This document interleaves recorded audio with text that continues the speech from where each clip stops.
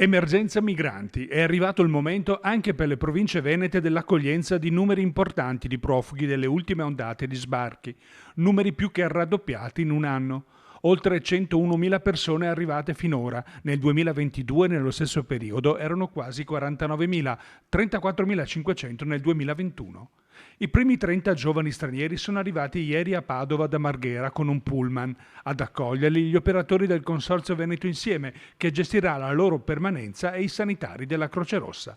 Per ora nessun arrivo ufficiale annunciato per Vicenza, ma è solo questione di tempo. Vedo che stanno aumentando ancora gli sbarchi e che rispetto all'anno scorso sono più che triplicati. Siamo naturalmente preoccupati. La speranza è che il governo prenda in mano con forza la situazione. Noi continuiamo a dire di no in maniera categorica all'idea di fare maxi hub. Quelli scesi dal pullman a Padova erano tutti giovani uomini ospitati nella palestra di una scuola media, i volti protetti dagli obiettivi di telecamere e macchine fotografiche dai teli azzurri degli operatori. Per gli ospiti come loro non sarà sufficiente assicurare solo cibo e un posto letto, sottolinea il sindaco di Vicenza.